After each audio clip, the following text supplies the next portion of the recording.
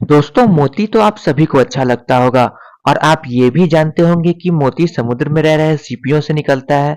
पर क्या आप ये जानते हो कि जैसे लोग मछली पालते हैं, वैसे ही इन सीपियों को पाला जाता है और उनके अंदर मोती बनाई जाती है। तो आगे देखते रहिए इस वीडियो को। आज के इस वीडियो में हम बात करेंगे कल्चर्ड पर्ल की। तो कहानी शुरू होती है ऐसे दिखने वाले समुद्री जीवों से, जिनको मोलस्क कहा जाता है। इन्हीं में कुछ खास प्रकार के मोलस्क होते हैं जिनमें मोती बनता है, जैसे कि ऑयस्टर्स या म्यूसेल्स। इन मोलस्क्स के अंदर एक ऑर्गन होता है जिसको मैंटल कहा जाता है, जो नैकर सिक्रीट या प्रोड्यूस करता है, जिससे इनका सेल बना होता है। तो जब कोई फॉरेन पार्टिकल, चाहे वो सैंड हो, कोई ऑर्गेनिज्म हो या कोई दूसरा पार्टिकल हो, मेंटल और सेल के बीच में चला जाता है, तो वो पार्टिकल इरिटेशन क्रिएट करने लगता है। इस इरिटेशन से बचने के लिए मेंटल उस पार्टिकल पर नैकर सिक्रीट करता है और वो नैकर लेयर बाय लेयर उस पार्टिकल पर जमा होते रहता है और फाइनली वो एक पर्ल बन जाता है। अब ये पूरा प्रोसेस समुद्र के अंदर नेचुरली होता है, तो ऐसा पर्ल मिलना बहुत रेयर है और इसीलिए ये पर्ल बहुत महंगा होता है। इसी रेयरनेस को कम करने के लिए पर्ल फार्मर्स आर्टिफिशियली पर्ल बनाते हैं। एक्चुअली ये पर्ल भी एकदम नेचुरल पर्ल की तरह ही मोलस्क के अंदर बनता है। बस जहाँ नेचुरल पर्ल में फॉरेन पार्टिकल्स अपने आप जाता है, वहीं इन पर्ल्स के केस में पार्टिकल्स को इंसान मोलस्क के अंदर डालते हैं। इसीलिए इन पर्ल्स को कल्चर्ड पर्ल्स कहा जाता है और ये नेचुरल पर्ल्स से कम एक्सपेंसिव होते हैं। एक और तरह का पर्ल होता है जिसको आर्टिफिशियल पर्ल कहा जाता है। वो प्लास्टिक का बना होता है, जिसका नेकलेस 50 रुपए में बिकता है। पर आज हम कल्चर्ड पर्ल की बात करेंगे। कल्चर्ड पर्ल मेनली 4 तरीके के होते हैं: साउथ सी, अकोया, ताहितियन और fresh water Perl. South C Perl Pinctada maxima नाम के ऑयस्टर के अंदर बनता है, जो मोस्टली ऑस्ट्रेलिया, फिलीपींस, म्यांमार और इंडोनेशिया में पाया जाता है। साउथ सी पर्ल को साउथ सी इसीलिए कहा जाता है कि वो पैसिफिक ओशियन में इक्वेटर के साउदर्न पार्ट में पाया जाता है। एक ऑयस्टर के अंदर एक बार में एक ही साउथ सी पर्ल बन सकता है और इसको बनने में लगभग 2 से 5 साल तक का समय लगता है। साउथ सी पर्ल्स के फार्मर्स पहले इन ऑयस्टर्स को बड़ा करते हैं, ठीक वैसे ही इन्वायरमेंट में जैसा इनको चाहिए होता है। फिर इनके अंदर न्यूक्लियस और दूसरे ऑयस्टर के मेंटल टिश्यू का एक छोटा सा हिस्सा डाला जाता है। न्यूक्लियस एक छोटा सा बीड होता है जो मोलस्क के सेल से बनता है। फार्मर्स इस बीड को दूसरे किसी जगह से मंगाते हैं।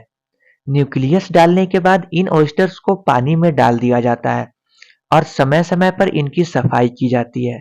कई बार इन ऑयस्टर्स के अंदर चेक भी किया जाता है कि पर्ल फॉर्म हो रहा है या नहीं। इन ऑयस्टर्स के अंदर पर्ल फॉर्म होने में लगभग 2 से 5 साल का समय लगता है। पर्ल फॉर्मेशन के बाद ऑयस्टर्स को पानी से निकाला जाता है और प्रिसाइजली उनके अंदर से पर्ल निकालने के बाद दूसरा न्यूक्लियस और मेंटल टिश्यू डाल दिया जाता है। ऐसा करके एक ऑयस्टर के अंदर लगभग 4 से 5 बार तक पर्ल बनाया जा सकता है और जैसे जैसे ऑयस्टर पुराना होता है, पर्ल का साइज भी बढ़ते जाता है। साउथ सी पर्ल का नॉर्मली साइज 9 मिलीमीटर से 20 मिलीमीटर तक होता है और इसके नेकर की थिकनेस 2 से 4 मिलीमीटर तक होती है, जो दूसरे किसी टाइप के पर्ल्स के मुकाबले ज्यादा है। साउथ सी पर्ल्स की तरह अकोया पर्ल्स भी साल्ट वाटर में प्रोड्यूस होते हैं। अकोया पर्ल ऑयस्टर्स को पिंकटाडा फुकाटा मार्टेंसी कहा जाता है और इनके अंदर भी पर्ल फॉर्मेशन के लिए न्यूक्लियस और मेंटल टिश्यू डाला जाता है। जहां साउथ सी पर्ल ऑयस्टर्स में एक बार में सिर्फ एक ही न्यूक्लियस डाला जा सकता है, वहीं अकोया पर्ल ऑयस्टर्स में एक बार में 2 न्यूक्लियस तक डाला जा सकता है। पर इसमें सबसे बुरी बात यह है कि ये ऑयस्टर्स केवल एक बार ही यूज हो सकते हैं। एक बार पर्ल निकालने के बाद वो डेड हो जाते हैं। इन ऑयस्टर्स में पर्ल फॉर्म होने में 10 से 18 महीने तक का समय लगता है और पर्ल की एवरेज थिकनेस 7 मिलीमीटर होती है, जो रेयर केसेस में 10 से 12 मिलीमीटर तक जा सकती है। इन पर्ल्स की farming mostly Japan, China, Vietnam, Thailand और ऑस्ट्रेलिया में होती है। अकोया पर्ल्स मॉडर्न डेज का पहला कॉमर्शियली कल्चर्ड पर्ल है, जिसे सबसे पहले 1920s में जापान में प्रोड्यूस किया गया था। साउथ सी और अकोया पर्ल्स के साथ साल्ट वाटर में एक और तरह का पर्ल पाया जाता है, जिसे ताहितियन पर्ल या ब्लैक पर्ल कहा जाता है। जैसा कि नाम से ही पता चलता है कि इस पर्ल का कलर ब्लैक होता है। अल्दो एक एकदम ब्लैक ताहितियन पर्ल मिलना बहुत मुश्किल है, नॉर्मली ये पर्ल्स सिल्वर, चारकोल ग्रे या डार्क ग्रीन कलर के होते हैं। ये पर्ल्स ब्लैक लीफ ओयस्टर के अंदर फॉर्म होते हैं, जिनको पिंकटाडा मार्गरीती फेरा कहा जाता है, जिनकी फार्मिंग फ्रेंच पॉलिनेशिया के आइलैंड के चारों तरफ की जाती है। इन पर्ल्स को फॉर्म होने में 2 से 3 साल का समय लगता है और इनकी थिकनेस 8 से 18 मीटर तक होती है। फ्रेंच पॉलिनेशियन लॉ के अनुसार सिर्फ वही ताहितियन पर्ल एक्सपोर्ट किए जा सकते हैं जिनकी नेकर की मिनिमम थिकनेस 0.8 मिलीमीटर हो और इसकी जांच एक्सरे से की जाती है। ये 0.8 मिलीमीटर की थिकनेस अकोया पर्ल्स के लिए एवरेज से ज्यादा थिकनेस है। इसके बाद जो हमारा लास्ट पर्ल टाइप है वो है फ्रेश वाटर पर्ल। जैसा कि नाम से ही पता चलता है कि ये पर्ल फ्रेश वाटर में फॉर्म होता है, बाकी सब की तरह नहीं जो साल्ट वाटर में होते हैं। इसके फॉर्मेशन का प्रोसेस भी बाकी तीनों पर्ल से अलग है। जहां बाकी तीनों पर्ल्स में बीड का न्यूक्लियस और मेंटल टिश्यू डालने के बाद पर्ल फॉर्म होता है, वहीं फ्रेश वाटर पर्ल म्यूसेल्स में सिर्फ मेंटल टिश्यू डाल के ही पर्ल फॉर्म हो जाता है।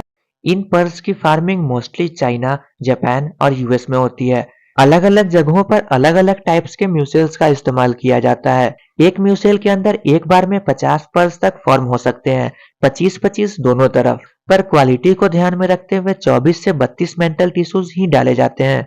इन पर्ल्स को फॉर्म होने में 2 से 7 साल तक का समय लगता है और इनकी थिकनेस मोस्टली 12 मिलीमीटर तक होती है। एक और टाइप की फ्रेश वाटर पर्ल होती है एडिसन पर्ल। इसको 2014 में हांगकांग ज्वेलरी शो में पहली बार दिखाया गया था।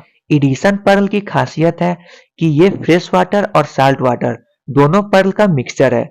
ये पर्ल फ्रेश वाटर म्यूसेल्स में फॉर्म होता है, पर साल्ट वाटर पर्ल की तरह इन म्यूसेल्स में बीड का न्यूक्लियस डाला जाता है ताकि पर्ल एकदम राउंड शेप का फॉर्म हो सके। इन पर्ल्स को फॉर्म होने में 3 से 5 साल का समय लगता है और जहां दूसरे फ्रेश वाटर पर्ल्स म्यूसेल्स में एक बार में एक से ज्यादा पर्ल फॉर्म होते हैं, वहीं इन म्यूसेल्स में एक बार में सिर्फ एक ही पर्ल फॉर्म हो सकता है और इसीलिए इन पर्ल्स की साइज लगभग 11 से 16 मिलीमीटर तक होती है और नेकर की थिकनेस लगभग 2 मिलीमीटर होती है।